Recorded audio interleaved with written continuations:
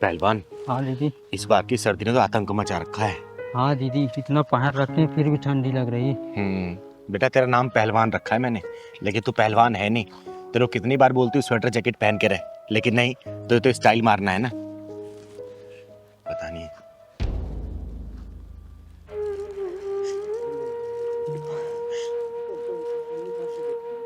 पहलवान, हाँ दीदी। इस औरत को देखना, ठंड में कैसे ठिठुर रही है। हाँ दीदी, और गर्म कपड़े भी तो नहीं पहन रखा और पानी में काम कर रही है। चल तो चलते हैं, अगर उसके पास कपड़े नहीं होंगे तो कपड़े दिला देंगे उसको। चल तो।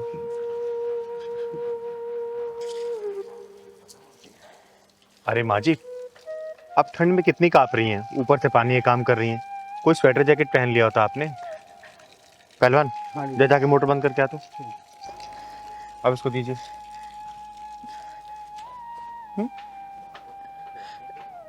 क्या करूं बेटा, काफी दिन से अपने बेटे को बोल रही हूँ एक स्वेटर ला दे। या तो उनके पास टाइम नहीं है या वो मेरे लिए स्वेटर लाना नहीं चाहता।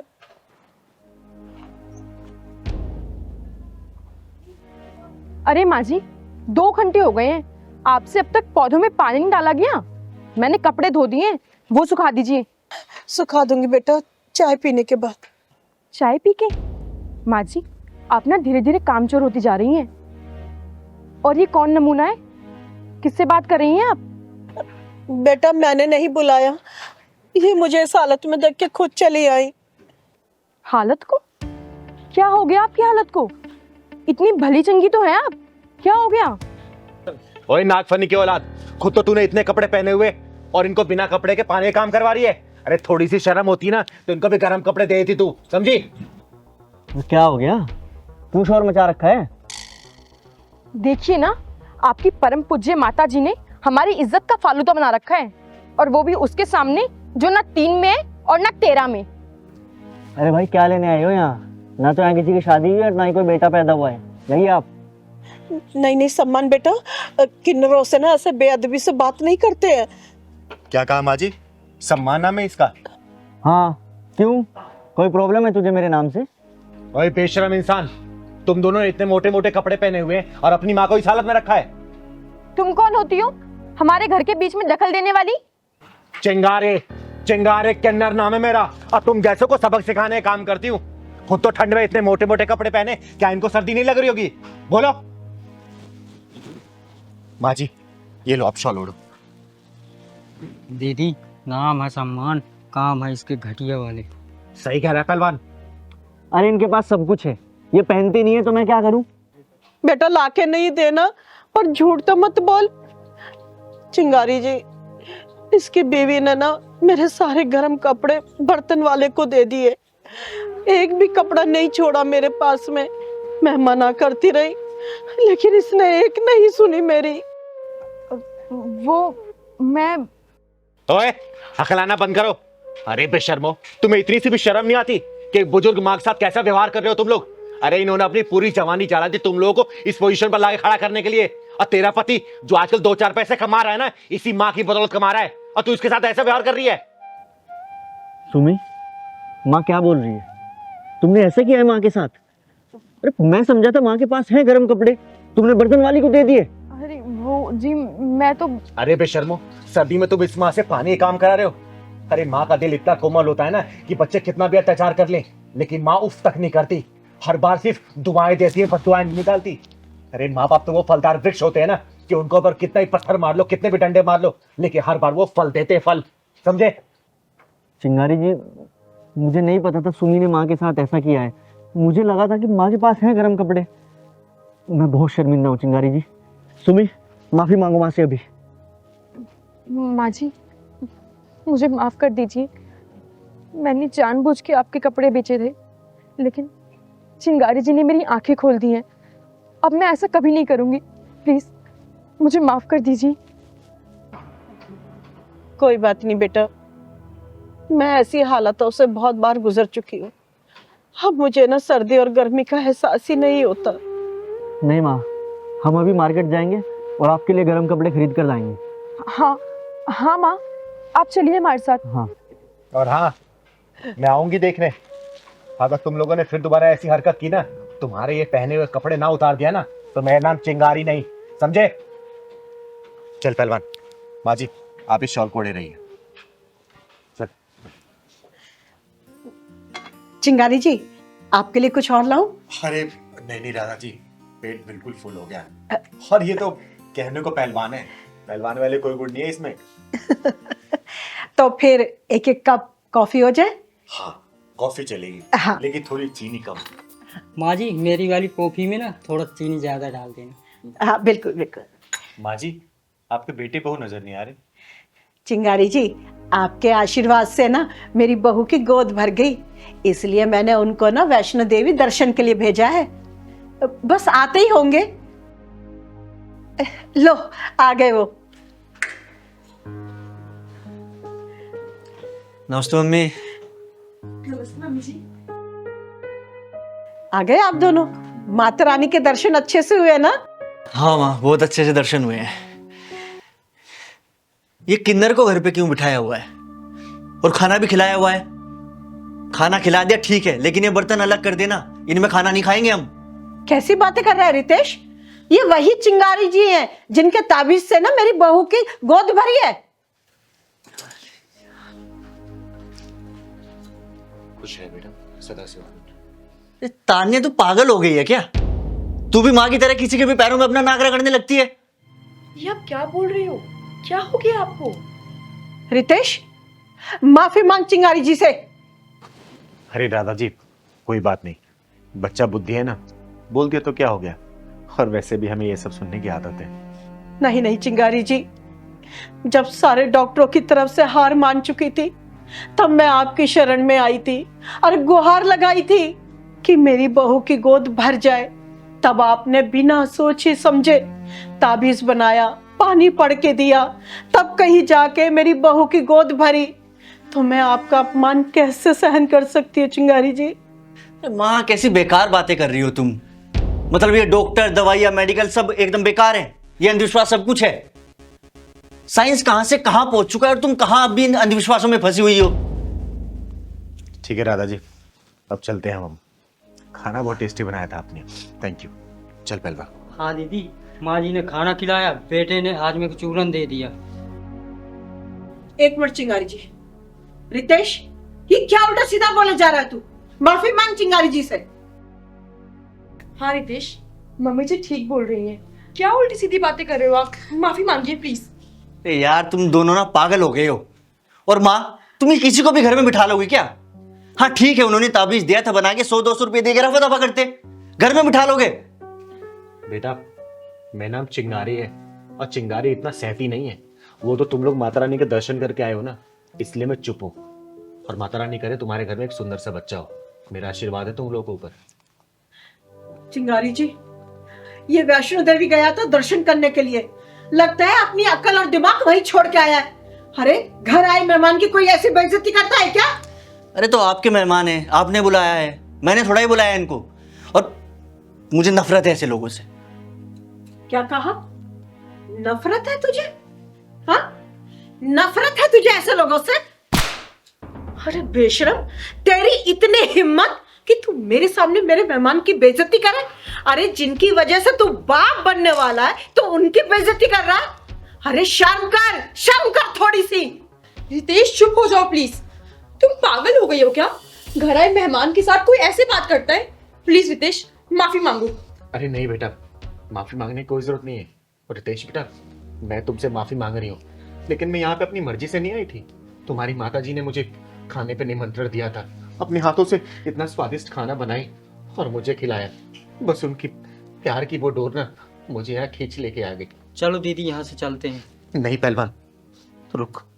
रितेश बेटा, हम किन्नरों को ना बचपन से बेइज्जती सुनने की आदत है। लोगों के ताने सुन सुन के तो हम इतने बड़े हुए हैं। हम किन्नरों को भगवान भोलेनाथ का अर्धनारेश्वर रूप बोलते हैं, जिनके अंदर भगवान भोलेनाथ भी वास करते हैं और माता पार्वती भी। जब भगवान भोलेनाथ का रूप आता है ना, तो हमारे गुस्से को कोई भी नहीं रोक सकता, कोई भी संभाल नहीं सकता बेटा। लेकिन जब माता पार्वती का वास होता है ना, तो हमारे अंदर भी ममता जाग उठती है, ममता। इसलिए हम लोग आप जैसे लोगों की बातें सुन के चुप होके निकल जाते हैं। लेकिन आज चिंगारी किन्नर आप लोग का आशीर्वाद दे रही है कि हमेशा खुश रहो आप लोग, आप लोग के घर में ना किसी भी चीज की कमी ना हो। चल पहलवान। अरे तेरी अकल पे अभी भी पत्थर पड़े हैं। माफी मांग चिंगारी जी से।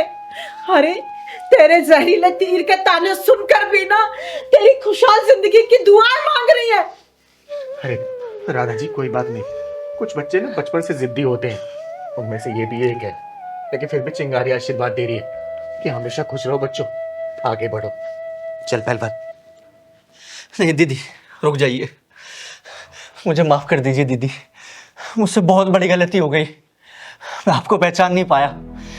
आप सच में देवी हैं दीदी, आप धन्य हैं। आपका कद तो आसमान से भी ऊंचा है और आपकी सहन शक्ति की गहराई सागर से भी गहरी है। मुझे माफ़ कर दीजिए। रितेश बेटा, मैंने तेरी बातों को कुछ भी बुरा नहीं माना, खड़ा हो जा। लेकिन हाँ, एक बात जरूर बोलूंगी कि घर के बड़े बुजुर्ग कुछ बात बोले और समझाए ना, तो उसको सुनना समझना चाहिए। और वैसे भी मुझे आदत है ये सब सुनने की। बस चिंगारी का आशीर्वाद है तुम लोगों के साथ कि हमेशा खुश रहो, तुम्हारे जीवन में किसी भी चीज की कमी ना हो। चल पहलवान। ठहरिए दीदी, हम माता रानी के दरबार से आए हैं, माता रानी का प्रसाद तो खाकर जाइए। हाँ दीदी, प्रसाद जरूर लेकर जाइए। अरे प्रसाद के लिए तो दुश्मनी मना नहीं करता। हाँ वैसे भी ये तो मेरा घर है। ला बेटा लेके आ। भैया अब तो नहीं बर्तन अलग करोगे? अरे भैया, अब तुमसे भी माफ़ी मांग लेता हूँ, ऐसा तो मत बोलो। पहलवान तुझे पता है कि आज मेरा सोमवार का व्रत है। आज पहली बार थोड़ी ना, हर सोमवार को तो दीदी रखती हो व्रत। अरे मैं भगवान भोलेनाथ के इसलिए व्रत रखती ना, ताकि भगवान भोलेनाथ मेरे गुस्से को खत्म कर दे, या फिर थोड़ा बहुत तो कम कर ही दें। भोले बाबा अगर गुस्सा शांत कर देंगे तो शनि देव चढ़ जाएंगे। अच्छा मजाक करता है तू। चल पूजा का समय हो रहा है।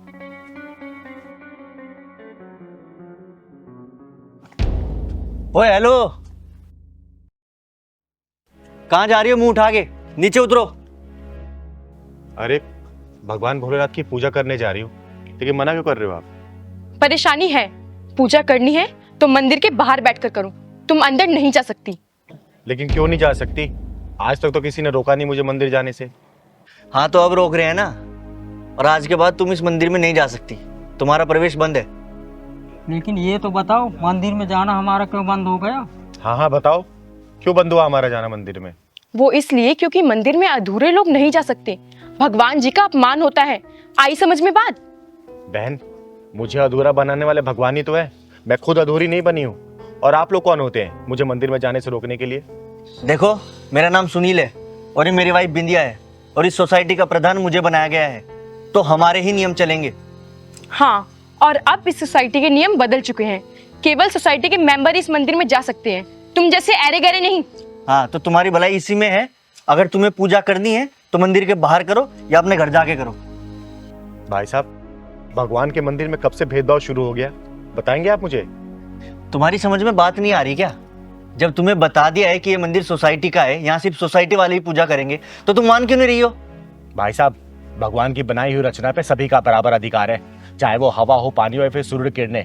अपनी नफरतों को सरहदों मत बांटो। अरे तालाब खोदने वाले इंसान को ये पता नहीं होता कि उसके तालाब में पशु पानी पिएगा, पक्षी पिएगा या फिर मनुष्य।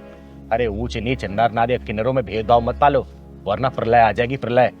दीदी यहाँ से चलते हैं, ये लोग तो भगवान में भी कब्जा कर लिया है। अरे नहीं पहलवान, आज से पहले किसी ने मुझे यहाँ पूजा करने से मना नहीं किया, और ये कौन होते हैं मुझे रोकने वाले? देखो, सोसाइटी मीटिंग में यही तय हुआ था कि इस मंदिर में सिर्फ सोसाइटी मेंबर ही पूजा कर सकते हैं, कोई किन्नर या आउटसाइडर नहीं। तो आपकी भलाई इसी में है, या तो आप बाहर बैठ के पूजा कर लो या अपने घर जाओ। ठीक है भाई साहब, जैसे भगवान भोलेनाथ की मर्जी। नहीं आऊंगी आपसे अब मैं आप लोगों के कब्जे वाले मंदिर में। जय भोलेनाथ। चल पहलवान।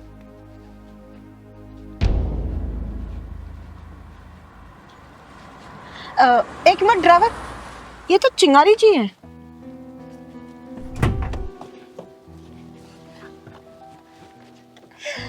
चिंगारी जी। रचना जी, ये क्या कर रही हैं आप? आपका भागीदारी मत बनाइए मुझे। अरे ये तो रचना मैडम है, ये हमारी सोसाइटी में क्या करने आई है आज? लगता है यहाँ भी कोई प्रॉपर्टी खरीद ली।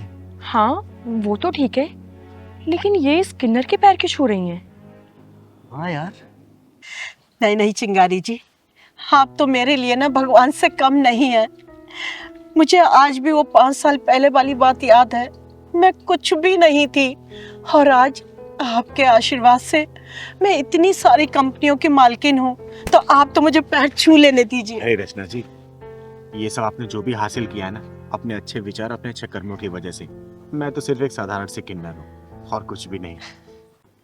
चलो देखते हैं। हाँ। चिंगारी जी, ये तो आपका बड़प्पन है जो आप अपनी तारीफ भी नहीं करने देती हैं। अरे रचना जी, नमस्कार। नमस्कार। भाई हमारी सोसाइटी के तो भाग्य खुल गए आज जो आप पधारे। कोई प्रॉपर्टी खरीदी होगी आपने यहाँ भी? वो सब तो ठीक है, पर आप इस किन्नर के पाँव क्यों छू रही हैं? जानती हैं क्या आप इनको? सुनील जी, जो इनको जान गया उनका कल्याण हो गया। आज जो कुछ भी हूं ना, मैं इनके आशीर्वाद की वजह से हूँ। आज सोमवार है, भोलेनाथ जी की पूजा करके आ रही हैं? आई तो थी पूजा करने, लेकिन पूजा किए बिना ही जा रही हूँ। क्यों? पूजा किए बिना क्यों जा रही हैं आप? वो क्या है ना कि मैं मंदिर के अंदर जाने लायक नहीं हूँ। ये किसने कहा आपसे कि आप मंदिर में जाने के लायक नहीं है? अगर आप मंदिर में जाने के लायक नहीं है तो इस दुनिया का कोई भी इंसान ना इस लायक नहीं है कि वो मंदिर में जा सके। रचना जी, ये भाई साहब और बहन जी ने बोला कि अधूरे इंसानों का मंदिर में प्रवेश वर्जित है, तो बताइए कैसे जा सकती हूँ मैं? सुनील जी, आपकी हिम्मत कैसे हुई इनको रोकने की? मैम एक्चुअली वो सोसाइटी की मीटिंग में तय हुआ था कि चुप! अगर मैं चाहूँ ना, खड़े खड़े इस सोसाइटी को खरीद सकती हूँ। और आप होते कौन है ये बोलने वाले कि कौन मंदिर में जाएगा और कौन नहीं जाएगा? सॉरी बोलो। Sorry madam. तुम लोग इतने बड़े हो गए हो, ये फैसला करोगे कि मंदिर के अंदर कौन जाएगा और कौन नहीं जाएगा? अरे चिंगारी जी कोई मामूली हस्ती नहीं है। इनके आशीर्वाद से ना रेगिस्तान भी हरा भरा हो जाता है, और इनकी बद्दुआओं में वो तासीर है कि समुंदर भी सूख जाए। रचना जी सॉरी, हमें माफ़ कर दो। और चिंगारी जी आप भी हमें माफ़ कर दीजिए। चिंगारी जी, हम अपने किए पे शर्मिंदा हैं। प्लीज हमें माफ कर दीजिए और आप पूजा कर लीजिए। सुनील जी, एक बात मेरी हमेशा याद रखना, अहंकार के पेड़ों पे नफरतों के फल लगते हैं। अरे हम किन्नरों गुजारे समाज से चलता है, हम इस समाज से कितना प्यार करते हैं, और आप लोग समाज के लोग हम किन्नरों को इस तरीके से दरकिनार करेंगे तो बताइए हम लोग कहाँ जाएंगे? आगे से किसी भी किन्नर का अपमान मत करिएगा, क्योंकि हम किन्नरों के दुआओं में भी उतना ही असर होता है जितना बद्दुआओं में। ठीक है? चिंगारी जी, इनको माफ कर दीजिए, बच्चे हैं, नादानी में भूल गए।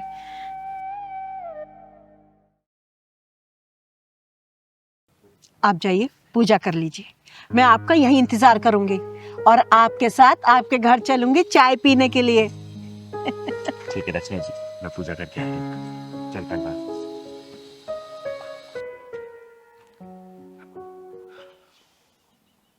हाँ दीदी। ये तो शिवा है ना, जो सोसाइटी के बाहर वाले फ्लैट में अपनी पत्नी के साथ रहता है? हाँ दीदी, लग तो रहा, लेकिन ये जंगल की ओर क्यों जा रहा है? हाँ पहलवान, हाथ में रस्सी और चेहरे पे उदासी।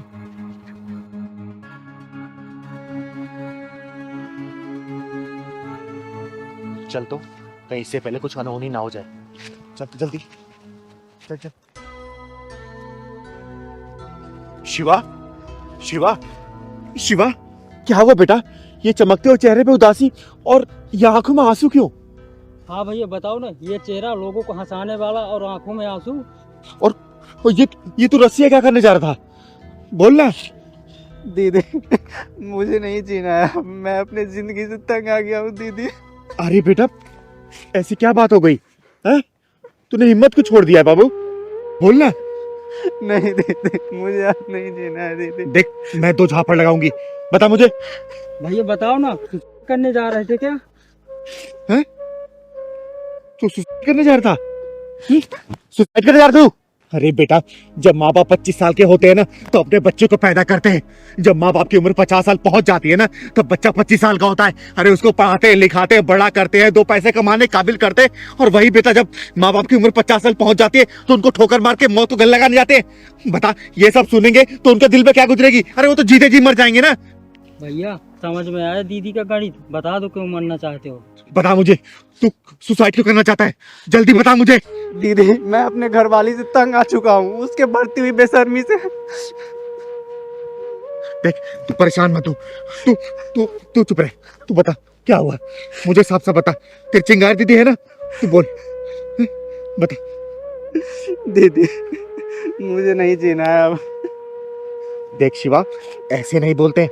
भगवान ने जिंदगी दी है ना, तो मुसीबतों से सामना करना चाहिए। ऐसे बुजदिलों की तरफ सुसाइड नहीं किया जाता। और तुझे बात तो बता, क्या बात हुई है? मैं हूं ना, हर मुसीबत से तुझे निकाल के दम लूंगी। तू बता मुझे क्या बात है। दीदी मैं अपने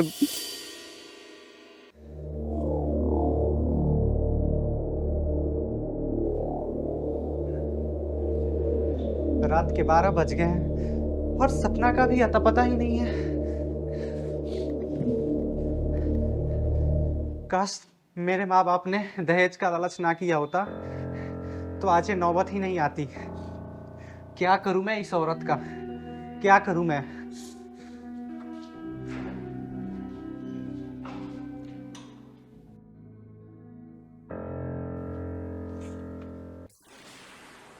अरे शिवा, तुम अभी तक सोए नहीं? जिसकी बीवी रात रात भर बाहर रहे, उसके पति को नींद कैसे आ सकती है? तो एक काम करो, नींद की गोली खा के आराम से सो जाया करो, क्योंकि तुम्हारी जो ये बीवी है ना, वो तो सुधरने वाली है नहीं। देखो सपना, मेरी शराफत का फायदा मत उठाओ। क्या करोगे? मुझ पे चिल्लाओगे, मारोगे, घर से निकालोगे? देखो मिस्टर, तुम जो ये गलत फहमी पाल रखे हो ना कि मुझे कंट्रोल कर लोगे, उसके बारे में सोचना भी मत। आखिर तुम क्या चाहती हो?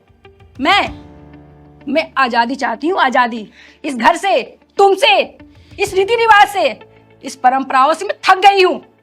जब आजादी ही चाहिए थी तो क्यों की मुझसे शादी? अच्छे खासे जिंदगी में जहर घोल दिया मेरे। ये शादी एक समझौता है, एक सौदा, जो मेरे माँ बाप ने तुम्हारे माँ बाप से किया था, पूरे 50 लाख रुपए में। 50 लाख रुपए में उन्होंने एक खिलौना खरीद के दिया था मुझे, जिससे मेरा मन भर गया है। अब मेरा मन ना किसी बाहर के खिलौना में लग गया है। दिमाग खराब हो गया है तुम्हारा सपना। दिमाग मेरा खराब नहीं हुआ है, तुम्हारा खराब हो गया है। और हाँ, ये रोज रोज के टोका टोकी बंद कर दो, क्योंकि तुम्हारी ये जो सपना है ना, वो सुधरने वाली है नहीं। समझ गए? हेलो, हाँ जानो, हाँ मैं अभी आ रही हूँ, बस ड्रेस चेंज कर लूं। अरे हाँ यार, तुरंत आती हूँ, तुम टेंशन मत करो, बाय। दीदी अब आप ही बताओ मैं क्या करूं? मैं अपनी नजरों में गिर चुका हूं दीदी। ऐसे जिल्लत भरी जिंदगी से तो अच्छा है कि मैं मर ही जाऊं।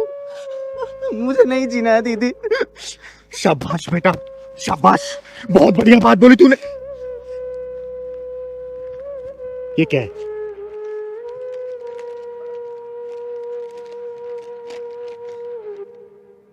मैं अपनी जिंदगी से तंग आ चुका हूँ। मेरी बीवी गलत सोहबत में पड़ गई है। मेरे बस में बाहर हो चुके हैं। उसके बाहरी लोग से नाजायज संबंध है। मैं अपनी बीवी को बेवफाई के कारण आत्महत्या करने जा रहा हूँ। शाबाश बेटा, शाबाश, बहुत अच्छा फैसला लिया तूने, बहुत अच्छा। अरे तू तो मर्द कहना लायक नहीं है। अरे बुज़दिलों की तरह एक औरत से तू हार मान के अपनी जिंदगी को हारने चला तू। बोल। दीदी आप ही बताइए मैं क्या करूं? उस बिगड़ैल औरत के नाक में कैसे दम करूंगा? अरे पागल, उसको घर से धक्का मार के बाहर निकाल। अरे तेरा कुछ भी नहीं कर पाएगी वो। जाके पुलिस वाले को तो लिखित कंप्लेंट दे, सारी डिटेल, सारी प्रूफ दे उसके खिलाफ। फिर देखना वो बेलगाम घोड़ी कैसे लगाम में आती है। उसको जाके बता कि तू मर्द है, चूड़ियां पहन के आत्महत्या करने के लिए नहीं बना। उसके चूड़ी वाले हाथ मरोड़ के ना उसको एहसास दिला कि तू मर्द है, तू मर्द है, मर्द है, समझा? सही कहा दीदी आपने। आप मेरे अंदर सोए हुए मर्द को जगा दी है। अब देखिए मैं कैसे उसे मजा चखाता हूँ। देख, उसके बावजूद भी वो बेलगाम घोड़ी लगाम में ना है ना, तो तेरी चिंगारी दीदी है। चिंगारी दीदी को बहुत अच्छे से पता है कि उसको लगाम कैसे लगाना है, समझा? थैंक यू दीदी। घर चल, चल पहलवान। नमस्ते दीदी। नमस्ते। नमस्ते। क्या बात है, मुझे इतनी अचानक क्यों बुलाया? किसी काम से मैं जा रही थी। लेकिन फिर सोचा कि समाज से काम सबसे पहले है, मेरा काम तो बाद में होता रहेगा। बताओ क्यों बुलाए? क्या है ना दीदी, मैं ना अपने घर वालों से परेशान हो गई हूँ और हम लोग यहाँ रहना नहीं चाहते। परेशान हो गई हूँ, रहना नहीं चाहते? क्या मतलब? अब क्या बताऊँ दीदी, ये जो मेरी जेठानी जी है ना, वो मुझे पसंद नहीं करती। वो मेरे खिलाफ मेरी सास के कान भरती रहती है। वैसे तो शादी से पहले अच्छी खासी थी, घर में सबसे मिलजुल के रहना, सबसे बात करना, हर काम में हेल्प करना सास की, बड़े अच्छे से रिश्ता निभाया उन्होंने।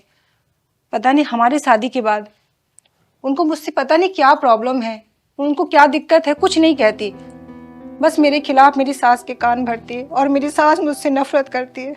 देख सीमा, जितना मैं तुम्हारे सास ससुर को जानती हूँ ना, पूरे मोहल्ले में सबसे अच्छा परिवार गिना जाता है ये।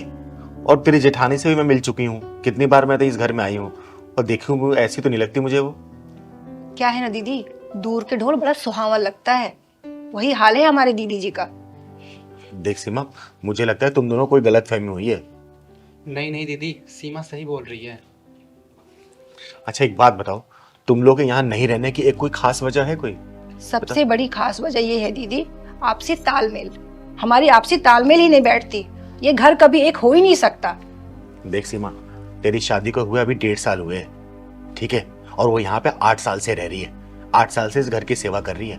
पहले ये जो घर इतना बड़ा दिख रहा है ना, इतना था नहीं, एक छोटी मोटी टूटी फूटी झोपड़ी थी, लेकिन उसी औरत ने इस घर को सजा के इतना बड़ा किया है। तो ऐसे मत बोल, कोई गलतफहमी हुई होगी तुझे।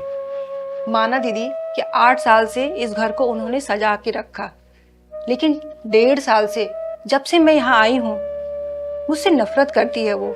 कोई तो ऐसी वजह है, ना वो बताती है ना कहती है, कुछ नहीं समझ में आता दीदी। देख सीमा, परेशान मत हो, ठीक है ना।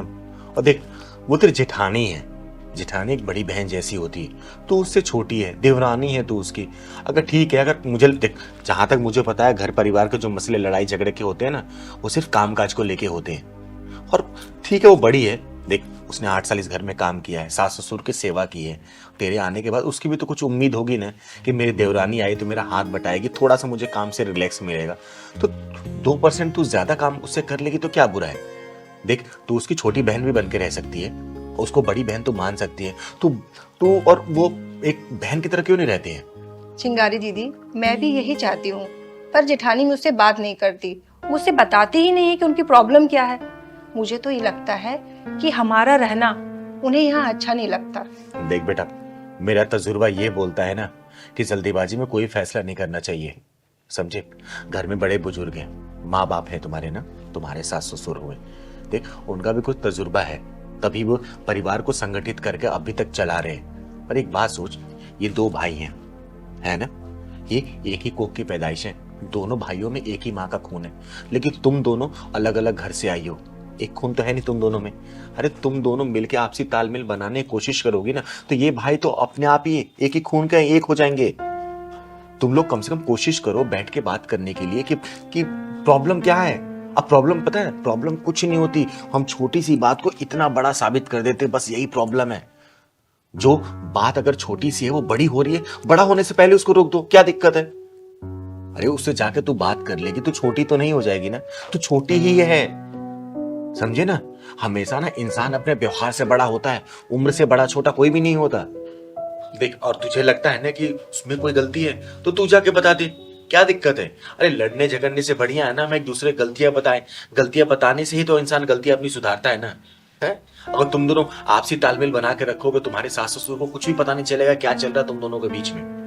तुम दोनों एक दूसरे से बात नहीं करोगे, एक दूसरे के पास बैठोगे नहीं, एक दूसरे के साथ वक्त नहीं गुजारोगे, तो यार पूरा घर परिवार ना टेंशन के माहौल में जिएगा। अरे एक बात बता, मान ले तू चली गई, अकेले रहने लग गए तुम दोनों, इसकी सैलरी कितनी है? 25,000 रुपए ना। तुझे लगता है 25,000 में पूरा घर का खर्चा चला सकता है, सेविंग कर सकता है? नहीं बेटा, आज के समय में 25,000 में कुछ भी नहीं होता है। तो जोश में आके कोई भी फैसला मत लो, समझे इस बात को। हमेशा ना ठोक बजा के कोई डिसीजन लेना चाहिए। ये नहीं कि घर में लड़ाई हो गई, तू मैं हो गए, बर्तन बच गए तो हम यहाँ से चले जाते हैं। चले जाना ही कोई सॉल्यूशन नहीं होता। और अगर जाना होता सबसे पहले तुम्हारे सास ससुर को यहाँ से जाना चाहिए ना। वो तो अपने कर्तव्य मुक्त हो गए, दोनों बच्चों की शादी कर दी, दोनों बच्चों के बहुएं लेके आ गए घर में। अब बताओ, अरे तुम लोग की चिक चिक से वो भी तो परेशान हो रहे होंगे ना। एक बात हो, बुढ़ापे में उनकी क्या गलती है? कल को तुम भी बड़े होगे, तुम्हारे बच्चे होंगे, घर परिवार बढ़ेगा। अब ये सब चीजें होती रहेंगी तो क्या हर परिवार एक एक बंदा अपना परिवार लेकर अलग हो जाएगा? ये कोई सोल्यूशन नहीं होता है बेटा। और तू तो समझदार है ना, देख तेरी 1.5 साल हो गई शादी, तू इस घर की पैदाइश है, तू छोटे से इतना बड़ा हुआ है, तू अपने भाई को जानता है, अपने माँ बाप को जानता है, अपनी भाभी को अच्छे से जानता है। ये तो कम जानती है ना, ये तो 1.5 साल से आई है। तू समझा इसको, बता इसको तेरी भाभी ने कितना सेक्रीफाइस किया तेरे लिए, तेरे माँ बाप ने कितना किया, तेरे भैया ने तेरे पढ़ाई लिखाई में कितना खर्चा किया है। अब इस तरीके से अलग हो जाओगे तो तुम्हारे माँ बाप क्या बीतेगी? कभी सोचा बेटा? कोई भी डिसीजन लेने पहले एहसास करो कि हम उस सिचुएशन में खुद को रख के अपने आप को कंसिडर करो कि हम उस सिचुएशन में होते तो हमें कैसा लगेगा। छोटी मोटी लड़ाइयाँ ना बातों से सुलझ जाती है। एक कहावत सुनी है ना, बड़े बड़े युद्ध टेबल पे बैठ के फैसले ले जाते हैं उसके, मतलब वार्ताएं से ही कोई चीजों का सोल्यूशन निकलता है। सही बात है दीदी। समझे इस बात को? तो ये सब चीजें मत करो, और ऐसी बात है तो मैं तुम्हारी जेठानी से भी बात करूंगी, ठीक है ना? परेशान मत रहा करो। अरे कोई गलती होती है तुरंत जाकर सॉरी बोल दो, क्या दिक्कत है? सॉरी बोलने से कोई छोटा नहीं होता है, उसका ओहदा और बड़ा हो जाता है। ये मत सोचो कि नहीं भी हमने गलती नहीं की है तो भाई क्या सॉरी क्यों बोले। ठीक है? आप ठीक कह रही दीदी, मैं आपकी इस बात पे अमल करती हूँ। आगे से तुम दोनों के दिमाग में ये सब नहीं आना चाहिए यहाँ से जाने के लिए, बहुत गलत कभी है ना? नहीं आएगा दीदी, कभी ठीक नहीं है, आएगा। अच्छे से बात करो, सब कुछ ठीक हो जाएगा। बाकी मैं तेरी जेठानी को समझा दूंगी, हाँ दीदी, ठीक है ना? एक बार उनसे बात कर लीजिए आप। हाँ मैं कर लूंगी। चलो अब मैं चलती हूँ, कुछ जरूरी काम से मुझे जाना है। लेकिन हाँ, मैं कभी दोबारा ना सुन लो कि घर छोड़ के तुम लोग जाने की प्लानिंग कर रहे हो। नहीं दीदी, ठीक है? बिल्कुल कभी नहीं दीदी। खुश रहो तुम, थैंक यू दीदी। थैंक यू दीदी। खुश रहो।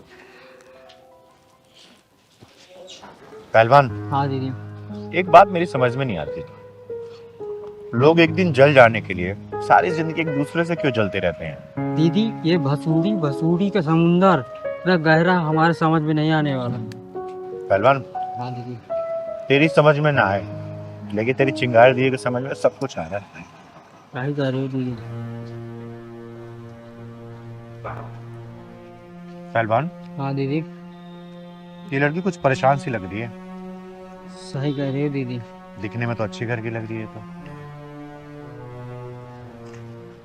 हाँ बेटा, हाँ हाँ तुम इधर आना। अरे इधर आओ तो।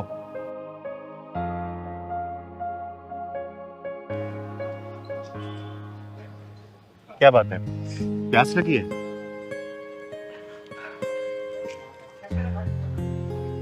ये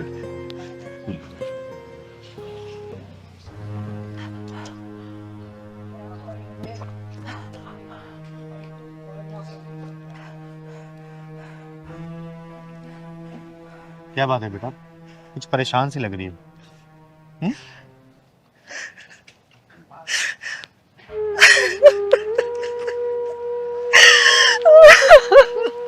अरे क्या बात है बेटा, रो क्यों रही है? बताओ कोई परेशानी है तो? कहाँ से आई हो तुम? नाम क्या है तुम्हारा?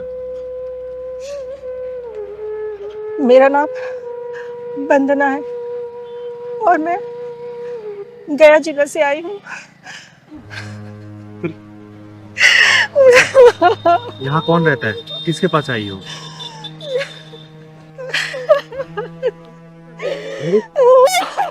बेटा बता ना, तू यहाँ किसके पास आई है?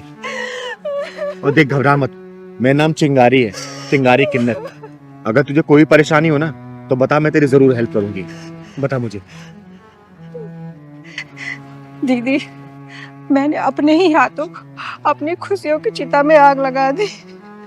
क्या मतलब? मैं एक शादीशुदा हूँ और शादी से पहले एक लड़के से मेरा अफेयर था। वो अफेयर शादी के बाद तक चलता रहा, लेकिन मेरे पति वो मुझसे बहुत प्यार करते हैं, वो मुझे अपनी पलकों की छांव में रखते हैं। लेकिन तुझे अपने बॉयफ्रेंड की चिकनी चुपड़ी बातें अच्छी लगती होंगी, उसका प्यार अच्छा लगता होगा, यही ना? हाँ दीदी। फिर क्या हुआ? फिर मैं अपना घर परिवार, अपना ससुराल छोड़ के उस लड़के के साथ इस शहर में आ गई।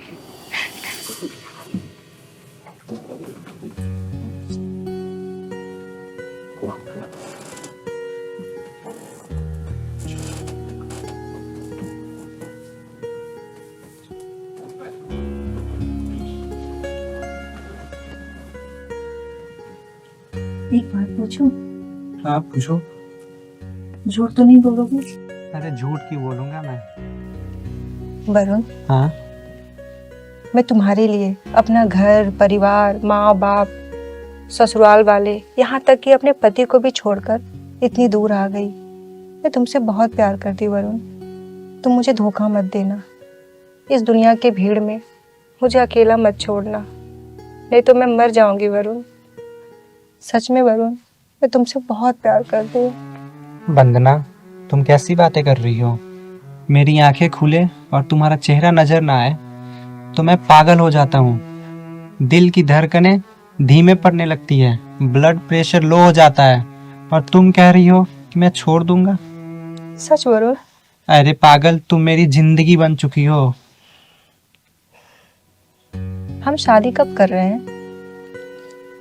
शादी भी कर लेंगे, अभी जल्दी ही क्या है। अभी अभी तो इस शहर में आए हैं, और वैसे भी अपने दोस्त से मैं बोला हूँ घर किराए के लिए। जैसे ही घर मिल जाएगा हम लोग होटल से निकल जाएंगे, फिर हम लोग शादी कर लेंगे। पक्का? अरे हाँ पक्का। I love you Varun. I love you too Vandana. Varun, Varun, Varun,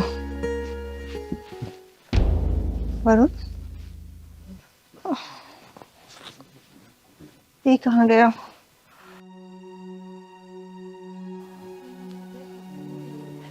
ये कहाँ चला गया? बाथरूम में होगा शायद, देखती हूँ।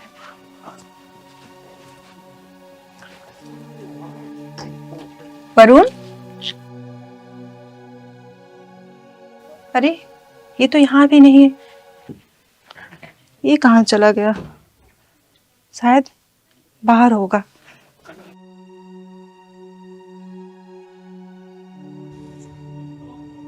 वरुण,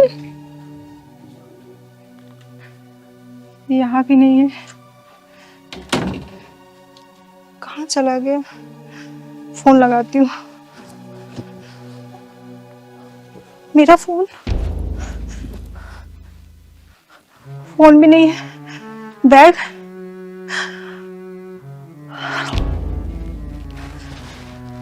वरुण, मेरा बैग, फोन सब लेके चला गया। लगता है भाग गया। वरुण, वरुण, मुझे भरोसा नहीं हो रहा। मुझे भरोसा नहीं हो रहा। वरुण, तुमने मुझे धोखा दे दिया। वरुण, तुम मुझसे झूठ बोल गए। तुमने मुझे धोखा दे दिया वरुण।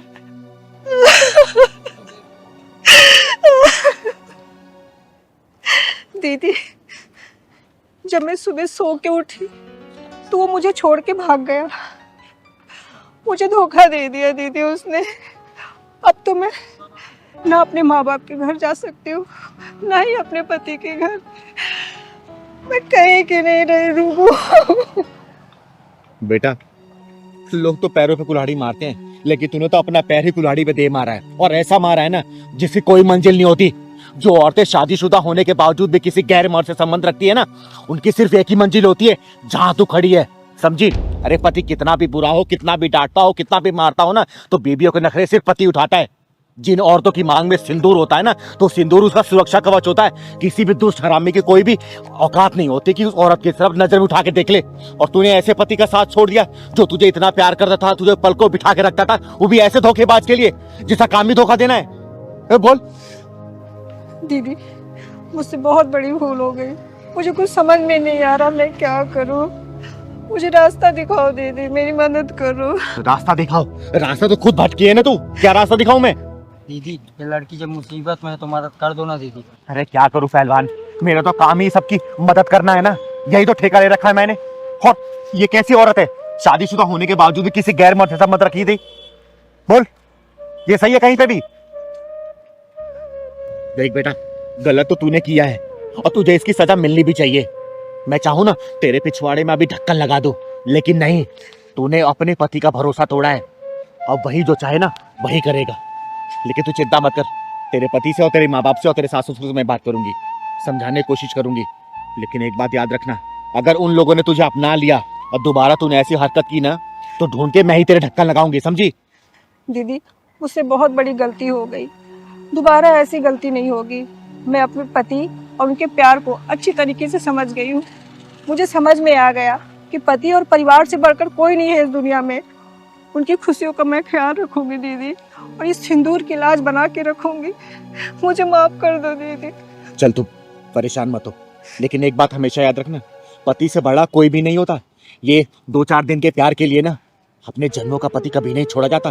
पति कितना भी बुरा होता है ना बेटा, जब पत्नी की जरूरत पड़ती है ना तो पति खड़ा होता है। हर सुख दुख में, हर ऊंची नीच में, हर गलत सही में पति खड़ा रहेगा और कोई खड़ा नहीं होता। चल मेरे साथ चल, चल पहलवान, थैंक यू ये दीदी। मूंगफली उठा ले।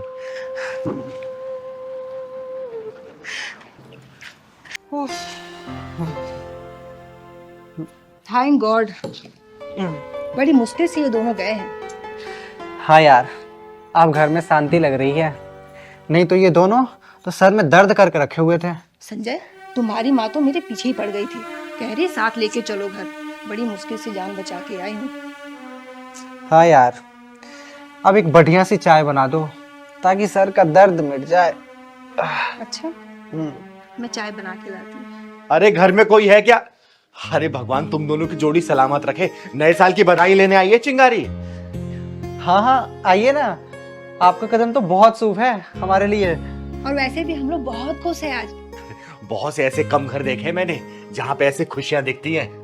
बात ही इतनी खुशी की है जो छुपाई नहीं जा रही मुझसे। फिर तो चिंगारी मुंह मांगी बधाई लेके जाएगी। हाँ लेकिन ये तो बताओ, बात कौन सी है खुशी वाली, मैं भी तो जानूं। वो कह रहा हम लोग बहुत परेशान थे। किससे परेशान थे भाई, ये बताओ जरा। अरे अपने माँ बाप से परेशान थे यार। दोनों से परेशान हो गए थे, झूठ बोलकर, बहाने बनाकर वृद्धाश्रम में छोड़कर आई हूँ। बुढ़िया तो पीछे पड़ गई थी, साथ लेके चल, बड़ी मुश्किल से पीछा छुड़ाई हूँ। हाँ दीदी, अभी जाके मन में और घर में शांति आई है। रोज की किचकिच किचकिच किचकिच, यहाँ मत जा, ये मत कर, वो मत कर, बाप रे बाप, इतना परेशान। बड़ा आराम मिल रहा है अब तो। हाँ दीदी, इनमें उनका कोई कसूर नहीं है। बुढ़ापे में सबका दिमाग सठिया जाता है, उनका दिमाग भी रेगिस्तान हो गया है। ओए, उम्र के इस पड़ाव में सबको उस तपते रेगिस्तान से गुजरना पड़ता है। और सुन, ये तेरी जवानी की हरियाली हमेशा बरकरार रहेगी, ये मत सोचना। अरे उनको तो बुढ़ापे में वृद्धाश्रम मिल गया, लेकिन तुम लोगों को वो भी नसीब नहीं होगी, समझे? दीदी, ये कैसे इंसान है, अपने माँ बाप को आश्रम में छोड़ के यहाँ खुशी मना रहे हैं। सुनो, बधाई लेने आई हो, बधाई लेके जाओ, ज्ञान की गंगा मत बहाओ। संजय, इन्हें पैसे दो, इनको विदा करो। हाँ हाँ हाँ, देता हूँ। ये लो, तुम भी क्या याद रखोगी, किसी दिलदार से पाला पड़ा है।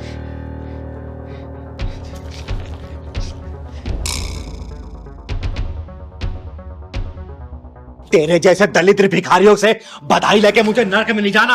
और सुन बे, चिंगारी तू जैसे भिखारियों घर ना अपनी जूती भी नहीं उतारती, समझे? ओए, बड़ी तेवर दिखारी है, सब जगह भीख तो मांगती फिरती है। ओए लाल परी, चिंगारी नाम है मेरा, चिंगारी किन्नर। और चिंगारी किन्नर चाहे ना घर के साथ साथ तुम दोनों को भी खरीद सकती है, समझे?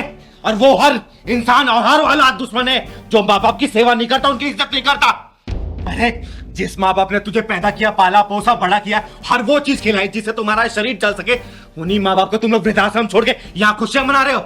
और तू बे, जब तुझे टोली से उतारा होगा ना उस औरत ने, तो कितनी खुश हुई होगी, हर मोहल्ले में मिठाई बंटवाई होगी, नाची होगी, गाई होगी। उसको क्या पता था कि वही उसकी बहू उसके लिए काल कोठरी का इंतजाम कर रही है। याद रखना, एक दिन तुम दोनों भी सास ससुर बनोगे और दुनिया बहुत गोल है। आज जो तुम अपने माँ बाप के साथ तुम लोगों ने किया है ना, याद रखना वो कल तुम लोग की औलाद तुम्हारे साथ करेगी, तब तुम्हारी अकल ठिकाने आएगी। सॉरी चिंगारी दीदी, हमसे बहुत बड़ी गलती हो गई। आपकी बातों से ये एहसास हुआ कि हम बहुत बड़ी भूल कर रहे थे। जो पेड़ फल देना बंद कर दे और उसकी छाया हमेशा बरकरार रहती है, ये हमें एहसास हो गया। माफ कर दो चिंगारी दीदी, मैं भूल गया था कि घर में बुजुर्गों का होना भगवान को एहसास दिलाता है। अरे थोड़ी सी भी गैरत है ना तो जाके उनको वृद्धाश्रम से वापस लेके आओ और माफी मांगो उनसे और जिंदगी भर उनकी सेवा करो, समझे? चल पहलवान।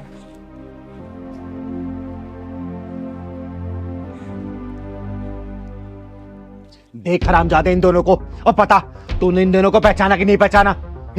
बता, इस मासूम में क्या गलती थी? जो सड़क पे कूड़ा बीनने के लिए मजबूर हुई, जंगलों में लकड़ियां बीनने के लिए मजबूर हुई, और इस औरत की क्या गलती थी जो ये बैसाखी की सहारे चल रही है? बोल, वरना तेरा टेटुआ दबा दूंगी मैं। बोल।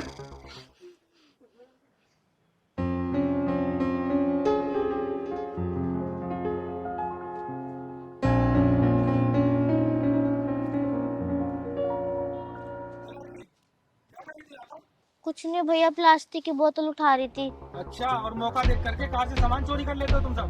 भाग यहाँ से।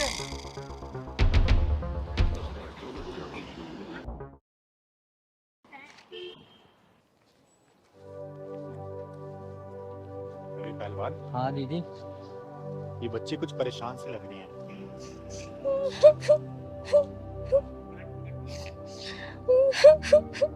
हाँ दीदी, और रो भी तो रही है। चल तो पता कर दे।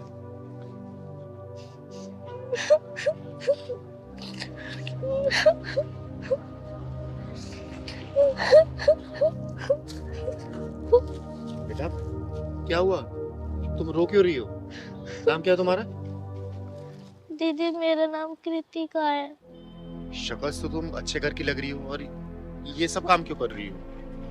दीदी मैं 7th क्लास में पढ़ती हूँ। हम फ्लैट में रहते थे पहले। अब क्या हो गया गुड़िया? काफी पेन के जगह ये कूड़े उठाने वाली गोरी। भैया मेरे पापा ने दूसरी शादी कर ली है और मेरी मम्मी को खर्चा भी नहीं देते थे। दूसरी शादी? हाँ दीदी, मम्मी को बहुत मारते थे और बहुत झगड़ा करते थे, बहुत मारते थे। रोते नहीं बेटा, हालातों से सामना करना चाहिए।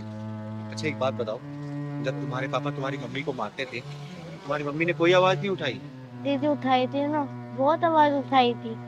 एक दिन पापा ने मम्मी को झीने से घेर दिया था और मम्मी की एक टांग टूट गई थी। अब मम्मी बैसाखी से चलती हैं। अच्छा ये बताओ, कहाँ रहती हो तुम और मम्मी कहाँ रहती है तुम्हारी? दीदी इस स्कूल के पीछे वाले गली में रहते हैं। अच्छा वो सामने वाले में? हाँ दीदी। अच्छा देखो, तुम चिंता मत करो, आज से तुम्हें ये कूड़ा बीनने वाला काम नहीं करना पड़ेगा।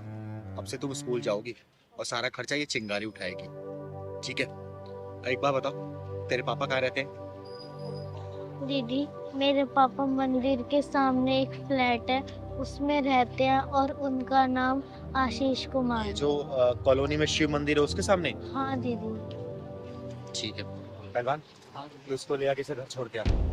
मैं जरा इसके बाप को भी लेके आती हूँ वहाँ पे। ठीक है दीदी, चलो जा बेटा बैठ।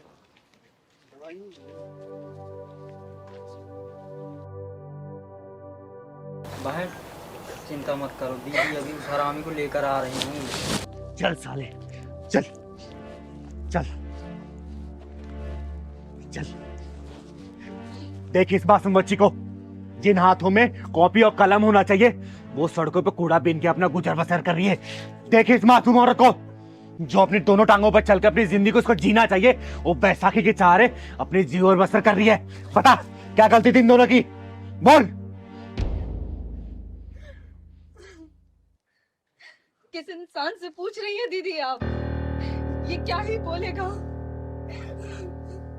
हम दोनों ने फेरे लेते समय ये सोचा था कि कदम से कदम मिलाकर चलेंगे, लेकिन किस्मत का मजाक देखो, मेरा एक पैर ही छीन लिया। तो इसमें मेरी क्या गलती है? हाँ, गलती तो मेरी थी ना, जब रात रात को फोन आता था और तुम उस कलमोही से बात करने के लिए निकल जाते थे। मैंने तुम पे यकीन किया, यही मेरी गलती थी। अरे गलती का ही भार में, और मेरा फैसला सुन। मैं कोर्ट कचहरी के फैसले को नहीं मानती। आज के बाद से हर महीने तो 30,000 रुपए इनके खर्चे के लिए देगा, समझा? अरे आशीष, सच में क्या दूसरी शादी किया क्या? अरे ये क्या बोलेगा, इसके जुबान को तो लकवा मार गया। बोलना, जवाब दे। नहीं, शादी नहीं की है, लिव इन में रहते हैं हम। अरे नीच कमीने इंसान, इस मासूम बच्ची की तरह देख, ये तेरा अपना ही खून है ना? इसकी मासूमियत तुझे दिख नहीं रही है? अरे अपनी अपाहिज माँ का पेट पालने के लिए सड़कों पे कूड़ा बीनने मजबूर है, तब जाके इन दोनों का पेट पलता है, और तू लिव इन में रह रहा है। वाह। अरे दीदी, क्यों आप इसके सामने बोलकर अपनी जुबान गंदी कर रहे हैं? ये इंसान चिकना घड़ा हो चुका है, चिकना घड़ा। पता नहीं मैंने इतना टाइम कैसे बिता लिया इसके साथ। इसके अंदर शर्म नाम की चीज नहीं है दीदी, शर्म नाम की चीज नहीं है। पापा, मैं दूसरे बच्चों के पापा को देखती हूँ ना, मेरे को आपको शर्म आती है। ओए खामोश क्यों खड़ा है? पहले बोल 30,000 हर महीने देगा नहीं देगा?